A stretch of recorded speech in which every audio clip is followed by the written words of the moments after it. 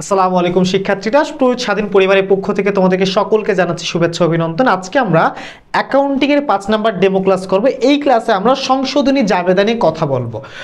আমরা দেখেছি সংশোধনী জাবেদা নিয়ে তোমরা সবচেয়ে বেশি প্রবলেম ফেস করো, কারণ এইচএসসিতে এই টপিকটা আমাদের পড়ানো হয় না, আমরা স্কিপ করি। আমাদের রেওয়ামিলের চ্যাপ্টারটা যখন আছে, আমি যদি তোমাকে একটু রেওয়ামিলের চ্যাপ্টারটা বিস্তারিত বলি তাহলে হয়তো তোমাদের মনে পড়বে যে এই চ্যাপ্টারের যে প্রশ্ন যেটা আমরা কথা বলছি সেটা রেওয়ামিল যখন আমরা করেছি। রেওয়ামিল তোমরা যারা এবারে পরীক্ষার্থী অ্যাকাউন্টিং পরীক্ষা কিন্তু তোমরা দিয়েছো, এই অ্যাকাউন্টিং পরীক্ষায় কিন্তু সংশোধনী জাবেদা থেকেই বা সংশোধনী রেওয়ামিলটাই তোমাদের জন্য এসেছিল, যেটা তোমরা অনেকেই আনসার করো নাই। সো এই রেওয়ামিলের অনেকগুলো পার্ট আছে, অনেকগুলো পার্টের মধ্যে একটা হচ্ছে নর্মাল বা স্বাভাবিক রেওয়ামিল, আরেকটা হচ্ছে সংশোধনী রেওয়ামিল। মূলত দুইটা পার্ট, অনেকগুলো না। সো সাধারণ রেওয়ামিল আমরা করি, সংশোধনী রেওয়ামিলে খুব একটা আমরা জোর দিই না, যার কারণে এই সংশোধনী দাখিলাটা আমাদের শেখা হয় না। যখন আমরা বিশ্ববিদ্যালয়ে পরীক্ষা দিতে যাই, এখান থেকে প্রশ্ন দেখি আমাদের মাথায় আকাশ ভেঙে পড়ে। তোমাদের অনেকের প্রশ্ন করে ফেলা আমাদেরকে, ভাইয়া আমরা তো এই টপিক পড়ি নাই, এটা তো সিলেবাসের বাইরে, কই থেকে আসলো, আমরা তো এটা জানি না। না ভাই, এটা সিলেবাসের বাইরে না, তোমরা পড়েছো বা তোমরা পড়ো নাই। কারণটা হচ্ছে তোমরা শুধু সহজ জিনিসটা দেখেছো। বিশ্ববিদ্যালয় এমন একটা জায়গা, তোমাকে যে কোনো জায়গা থেকে তোমাকে প্রশ্ন করতে পারে, তোমার ক্যাপাবিলিটি তারা চেক করবে। তোমার সিলেবাসের মধ্য থেকে, বাইরে থেকে না, তোমার অ্যাকাউন্টিং বইয়ের যে কোনো জায়গা থেকে প্রশ্ন করতে পারে, তোমাকে তার জন্য প্রস্তুত থাকতে হবে। সো এই সংশোধনী আসলে জাবেদাটা কি, আমরা আজকের ক্লাসে ইনশাআল্লাহ সেটা শিখে ফেলবো। আজকের পর থেকে ইনশাআল্লাহ সংশোধনী জাবেদায় তোমরা ভুল করবা না। সো সংশোধনী জাবেদার কথা যখন আমরা বলবো, প্রথমে আমরা কি বলছি যে সংশোধনী জাবেদা আসলে ভুল কয় প্রকারের হবে? উত্তর হচ্ছে ভুল হবে দুই প্রকারের। একটা হচ্ছে একতরফা ভুল, আরেকটা দুই তরফা ভুল। একটা একতরফা আর একটা দুই তরফা। একতরফা ভুল মানে কি? দেখো, আমাদের হিসাবে আমরা জানি প্রত্যেকটা হিসাবে কি থাকে, একটা ডেবিট সাইড থাকে আর একটা ক্রেডিট সাইড থাকে। ওকে, ডেবিট সাইড এবং ক্রেডিট সাইড দুইটা সাইড থাকে। একতরফা ভুল মানে আমি যে কোনো একটা সাইডের একটা অ্যাকাউন্টেই ভুল করব। ধরো আমরা একটা হিসাবের কথা বলি, বিক্রয় করেছি, বিক্রয় করলে আমরা কি জাবেদা দিই ভাইয়া? নগদে বিক্রয় করলে নগদান ডেবিট, বিক্রয় ক্রেডিট, এটা তো আমরা জাবেদা দিই, রাইট? এটা নিয়ে কারো কোনো সন্দেহ নেই। আমরা বিক্রয়টাকে সঠিকভাবে লিপিবদ্ধ করেছি, বাট নগদানটাকে আমরা লিখি নাই। তাহলে আমরা ভুল এখানে কোন জায়গায় করেছি? নগদানটা লিখি নাই। কয় পক্ষে ভুল করেছি? এক পক্ষে। সেটা আমাদের জন্য একতরফা ভুল। আবার ধরো আমরা বিক্রয় করে নগদানের পরিবর্তে আমরা কি লিখেছি? প্রাপ্য হিসাব লিখেছি। আচ্ছা, প্রাপ্য হিসাবও ঠিক আছে, প্রাপ্য হিসাব ধারে হইলে হবে। আমরা একটু অন্য উদাহরণে যাই। ধরো আমরা প্রাপ্য হিসাবের পরিবর্তে বা নগদের পরিবর্তে আমরা যন্ত্রপাতি লিখে ফেলেছি।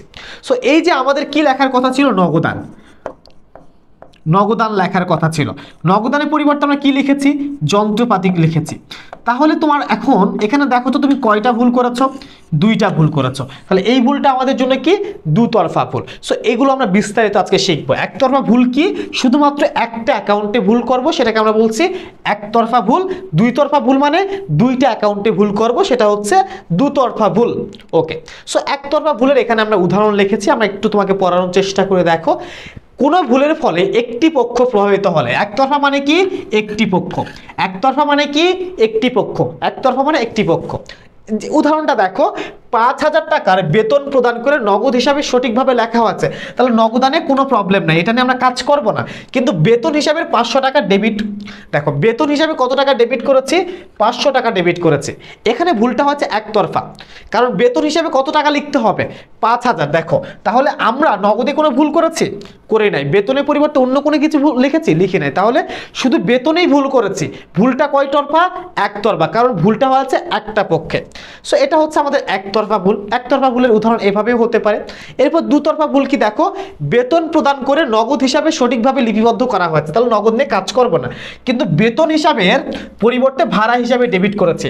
আমি তোমাকে বলেছিলাম না, দুতরফা বলে দুইটা ভুল হবে, দুইটা ভুল হবে। ভুলটা এখানে কি হয়েছে? বেতনের পরিবর্তে আমি কি লিখেছি ভাইয়া? ভাড়া। এই যে বেতনের পরিবর্তে ভাড়া লিখেছি, তাহলে এই বেতনটা আমার লেখার কথা ছিল। প্রথমত বেতন লিখি নাই, একটা ভুল। কিন্তু বেতনের পরিবর্তে ভাড়া লিখছি, তাহলে দুইটা ভুল। যখন ভুল দুইটা তখন সেটাকে দুতরফা ভুল বলছি, যখন ভুল একটা তখন সেটাকে বলছি একতরফা ভুল। এখন এখান থেকে কি প্রশ্ন হতে পারে, কিভাবে হতে পারে, সেগুলো নিয়ে আমরা কথা বলবো। চলো শুরু করি, আমরা দেখি। আচ্ছা, ক্লাস শুরু করার আগে তোমাদের উদ্দেশ্যে বলে রাখি, তোমরা যারা বি ইউনিটের আছো সেই ইউনিটের না, তোমাদের জন্য target DU C unit batch আছে, যেই ব্যাচে তোমরা বাংলার জন্য 50টা ক্লাস পাবা, ইংরেজির জন্য 50টা, সাধারণ জ্ঞানের 50টা, টোটাল 150টা ক্লাস, ফাইনাল মডেল টেস্ট 20টা পাবা, এবং কোর্স ফি মাত্র 3000 টাকা। আর যারা সি ইউনিটের আছো তাদের জন্য বলে দেখো, তোমাদের জন্য আমরা কি লিখেছি, বাংলার জন্য 50টা ক্লাস রেখেছি, ইংরেজির জন্য 50টা ক্লাস রেখেছি, হিসাব বিজ্ঞানের জন্য 30টা ক্লাস রেখেছি, ব্যবসা সংগঠন, ফিন্যান্স এবং উৎপাদনের জন্য 25টা করে ক্লাস রেখেছি, ফাইনাল মডেল টেস্ট 20টা আছে। এবং শুধু তাই না, তোমরা যদি আমাদের এই কোর্সটা করো, এই কোর্সের সাথে তোমরা কি কি পাবা, এই কোর্সের সাথে তোমরা Rajshahi university, Chittagong university, Jahangirnagar university, GST সবগুলোর প্রিপারেশন কমপ্লিট করে ফেলতে পারো। অর্থাৎ কোর্স একটা শো করতেছি, বাট একটার ভিতরে তোমরা সব পাচ্ছ। শুধু তাই না, এর সাথে তোমার বি ইউনিটের যে কোর্সটা সেটা ফ্রিতে পেয়ে যাবা। ইউনিট কোর্সের জন্য কোনো টাকা দিতে হবে না। এখন তোমাদের প্রশ্ন হতে পারে, ভাইয়া ক্লাসগুলো কিভাবে হবে? ক্লাসগুলো হবে ফেসবুক সিক্রেট গ্রুপে, যেখানে তুমি যতবার খুশি ক্লাসগুলো দেখতে পারবা। ক্লাস রেকর্ডেড থাকবে, একবার বুঝলা না আরেকবার দেখবা, ক্লাসগুলো ডিলিট হবে না। আমরা কতদিন পর্যন্ত ক্লাস নেব? তোমার ঢাকা বিশ্ববিদ্যালয় পরীক্ষার আগ দিন পর্যন্ত আমরা তোমাদের সাথে থাকবো, তোমাদের হাত ছাড়বো না। সো ভর্তি হওয়ার জন্য নিচের দেওয়া নাম্বারগুলোতে যোগাযোগ করবা। ভর্তি ফি মাত্র 3000 টাকা। সো এই সুযোগ বারবার আসবে না, দ্রুত ভর্তি হয়ে যাও। এখন আমরা দেখি যে আসলে কি হচ্ছে। আচ্ছা, এটার আগে তোমাদের আরেকটা জিনিস বলে রাখি, যখন একতরফা ভুল তো আমরা দেখেছি, একতরফা ভুল আমরা দেখেছি, একতরফা ভুল দেখেছি, রাইট? হ্যাঁ, একতরফা ভুলটা আমরা দেখেছি। একতরফা ভুলের ক্ষেত্রে যদি জাবেদা করতে হয়, আমাকে অবশ্যই কি করতে হবে, একটা পক্ষ তো আমরা জানি যে কোনটা ভুল করেছি, অপর পক্ষ অনিশ্চিত হিসাব হবে। একতরফা ভুলের ক্ষেত্রে কোন হিসাবটা আসবে? অপরপক্ষ হিসাবে অনিশ্চিত হিসাব। এটা একটু মুখস্থ করে ফেলো বা বুঝে নাও। একতরফা ভুলের ক্ষেত্রে অনিশ্চিত হিসাব আসবে। দুই তরফা ভুলের ক্ষেত্রে, দুই তরফা ভুল হলে আসবে না, এটা মাথায় গেঁথে নাও। তাহলে তোমাকে যদি আজকে আমি প্রশ্ন করি, ভাইয়া অনিশ্চিত হিসাব কোন ভুলের জন্য আসে, উত্তর কি দিবে আজকের পর থেকে? একতরফা ভুল। দুতরফা ভুল হলে অনিশ্চিত হিসাব আসবে না। আমরা এখন দেখি এখানে ভুলটা কোন তরফা, কোন পক্ষের, এক পক্ষের নাকি দুই পক্ষের। দেখো, উৎপাদনকারী প্রতিষ্ঠান কি কিনেছে? যন্ত্রপাতি কিনেছে, যন্ত্রপাতি ক্রয় করে সেটাকে কি দেখিয়েছে? ক্রয় হিসাব। তাহলে আমার কি হিসাবে দেখানোর কথা ছিল? যন্ত্রপাতি। এখানে একটা ভুল করেছি, কি দেখিয়েছি? ক্রয়। এখানে একটা। তাহলে টোটাল ভুল কয়টা? দুইটা। দুই তরফা ভুল। দুই তরফা ভুল হলে কি অনিশ্চিত হিসাব আসবে? উত্তর হচ্ছে না, অনিশ্চিত হিসাব আসবে না। এই ভুল সংশোধনের জন্য জাবেদা কি দিব? এখন আমরা একটু দেখি এটা কি লিখেছিল, যে যন্ত্রপাতি ক্রয়কে আমি কি লিখেছি ভাইয়া? ক্রয় হিসাব লিখেছি। তাহলে আমি যন্ত্রপাতি কি করার কথা ছিল? ডেবিট করার।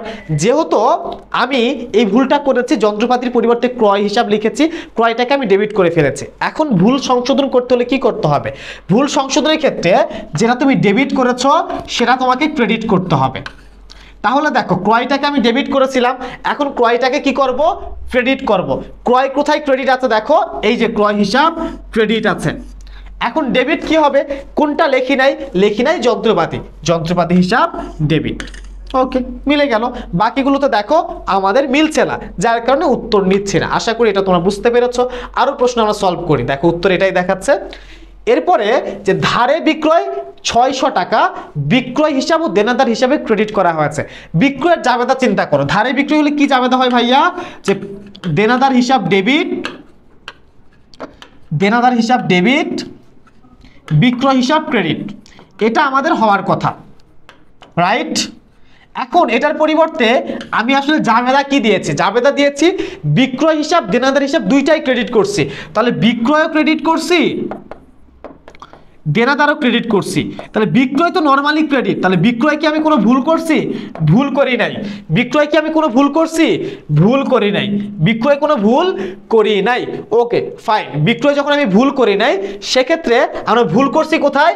দেনাদারে। তাহলে বিক্রয় নিয়ে আমরা কাজ করব না, কাজ করব কাকে নিয়ে? দেনাদারে। তোমাদের একটা টেকনিক শেয়ার করেছিলাম আমরা, যখন এই যে ভুলগুলো এমন হবে, একতরফা ভুলের ক্ষেত্রে আমরা যখন ভুল পাশে টাকাটা লিখব, তখন পার্থক্য হয় কয় গুণ? 2 গুণ। পার্থক্য হয় কয় গুণ ভাইয়া? 2 গুণ। তাহলে আমার দেনাদার হিসাবে পার্থক্য কত দেখাবে বা কত টাকা কম দেখাবে? 600 গুণন 2। উত্তর হচ্ছে কত? দেনাদার হিসাবে 1200 টাকা যেরকম দেখাবো সেটা কোথায়? ক নাম্বারে। বাকিগুলোতে দেখো 600 টাকা 600 টাকা, আমাদের অপশনে 1200 টাকা হইতে হবে, মিলছে না, কেটে দিলাম। এখানে 1200 টাকা বিক্রয়ে দেখানো হয়েছে, বিক্রয় আমরা ভুল করছি? করি নাই, যেখানে ভুল করছি সেটা কারেকশন করতে হবে। ওকে, পরেরটা আমরা দেখি। দেখো 12,800 টাকার বেতন হিসাবের বইতে লেখা হচ্ছে 18,200 টাকা। বেতন বই মানে কি এটা আগে আমাদের চিন্তা করতে হবে। বেতন বই মানে কি? বেতন বই মানে হচ্ছে বেতনের পুরা জাবেদাটা। জাবেদাটা কি হবে? যে বেতন হিসাব ডেবিট, নগদান হিসাব ক্রেডিট। আমার কত হাজার লেখার কথা ছিল? 12,800, 12,800। কিন্তু ভাইয়া দেখো আমরা কি করেছি, দুই জায়গায় ভুল করছি। বেতন বই মানে পুরো জাবেদা, জাবেদারে দুই জায়গায় ভুল করছি, তাহলে এটা হচ্ছে দুই তরফা ভুল। কত টাকা বেশি লিখেছি? আমরা প্রথমে কি করব, এটা ভুলটা বের করার পরে আমরা প্রথম কাজ হচ্ছে কোন ভুল, আমার প্রথম কাজ হচ্ছে ভুল খুঁজে বের করা। প্রথম কাজ পাইলাম আমরা, এটা দুই তরফা ভুল, দুতরফা ভুল। এরপরে দ্বিতীয় কাজ হচ্ছে টাকার পার্থক্য বের করো। তোমাদের সহজ কিছু টেকনিক শেখাই। টাকার পার্থক্য কত হবে? আমাদের লিখেছি কত? 18,200, হওয়ার কথা কত ছিল? 12,800। তাহলে 0 0 8 আছে কত হলে 12 মিলবে? 4। হাতে থাকে 1, 2 এর আগে 3, 3 আছে কত হলে 8 মিলবে? 5। তাহলে 5,400 টাকা। আচ্ছা এখানে তো কত হবে? 8 আছে কত হলে 12 মিলবে?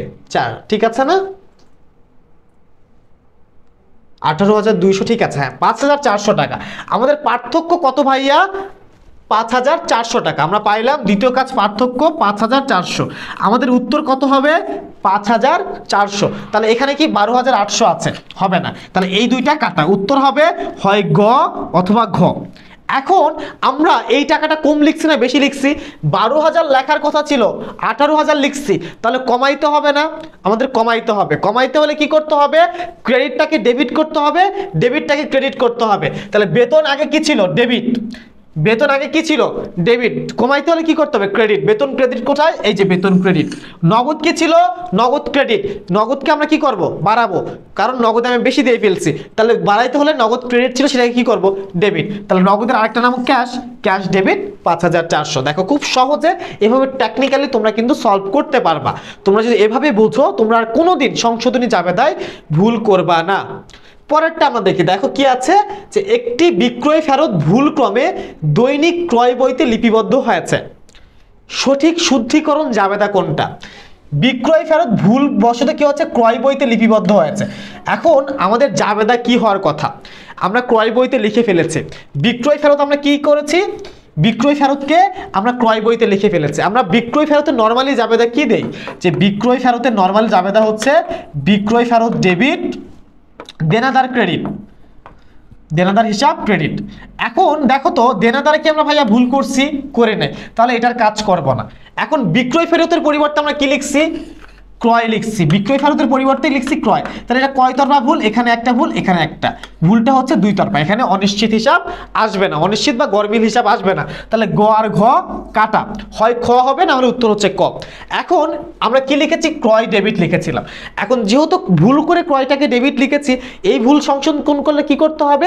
ডেবিটটাকে ক্রেডিট করতে হবে। তাহলে ক্রয়কে কি করতে হবে? ক্রেডিট। তাহলে ক্রয় ক্রেডিট, ডেবিট কি করব? যেটা অ্যাকচুয়ালি হওয়ার কথা, বিক্রয় ফেরত। তাহলে বিক্রয় ফেরত ডেবিট।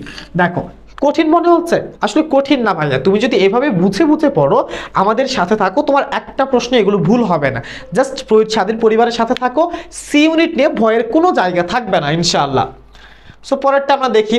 নিম্নলিখিত ভুলটি সংশোধনের জন্য জাবেদা লিখনটি কি হবে?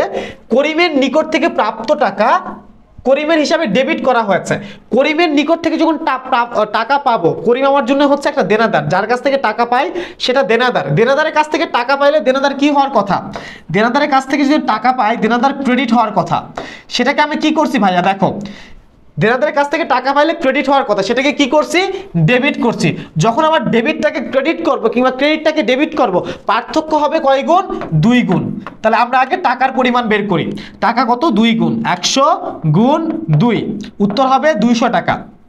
ওকে, এখন আমরা দেখি 200 টাকা কোথায় আছে, এখানে 200 আছে, 100 আছে, কাটো, 100 আছে, কাটো, 200 আছে। এখন আমরা বলেছিলাম যে যখন ভুলটা একতরফা হবে, দেখো এখানে ভুল কয়টা, একটা, তাহলে একতরফা ভুল হলে অনিশ্চিত হিসাব আসবে, তাহলে এখানেও অনিশ্চিত হিসাব আছে, এখানেও অনিশ্চিত হিসাব আছে। এখন উত্তর এখন কোনটা হবে সেটা আমরা দেখি। করিমের হিসাব কি করার কথা ছিল, ক্রেডিট, আমি কি করেছি, ডেবিট। তাহলে এখন যখন ভুল সংশোধন করব সেটাকে আমরা কি করতে হবে, ক্রেডিট করতে হবে। ক্রেডিট কত টাকা করব, পার্থক্য যেটা সেটা 200 টাকা। ক্রেডিট কত টাকা, করিম হিসাব ক্রেডিট 200 টাকা। এখানে এটা কারণ নিচ্ছি না, দেখো করিমকে আবার ডেবিট করছে, আমরা তো ভাই ডেবিট করেই ভুল করছি, এটাকে তো ক্রেডিট করতে হবে, আবার কেন ডেবিট করতে যাব। সো এভাবে নর্মালি চিন্তা করলেই প্রত্যেকটার উত্তর তোমরা পেয়ে যাবা। সো এখানে অনিশ্চিত হিসাব ডেবিট 200 টাকা, করিম হিসাব ক্রেডিট 200 টাকা। সো এই হলো তোমাদের জন্য আমাদের সংশোধনী জাবেদার ক্লাস। ইনশাআল্লাহ তোমরা একটু ভালো মনোযোগ সহকারে যদি ক্লাসটা দেখো বুঝতে পারবা। আর যে কোনো জিজ্ঞাসার জন্য আমাদের কাছে তোমরা ফোন করতে পারো, নিম্নোক্ত নাম্বারগুলোতে 2টা নাম্বার আছে, অথবা প্রয়ুত স্বাধীন পরিবারের পেজ যেটা আছে প্রয়ুত স্বাধীন, তোমরা অনেকেই নাম জানো প্রয়ুত।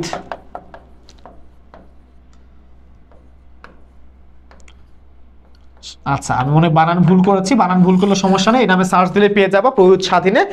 আমাদের পেজ আছে, পেজে বিস্তারিত সবকিছু জানতে পারবা। আর তোমাদেরকে প্রেফার করো তোমরা কল করো, কল করলে তোমাদের সাথে আমরা সরাসরি কথা বলতে পারবো, তোমাদের সমস্যাগুলো শুনতে পারবো, তোমাকে একটা উত্তম সলিউশন দিতে পারবো। সো অ্যাডমিশন যাত্রা তোমাদের অনেক সহজ হোক এই প্রত্যাশায় আজকে আমরা এখানেই শেষ করছি। সকলে ভালো থাকো, আল্লাহ হাফেজ।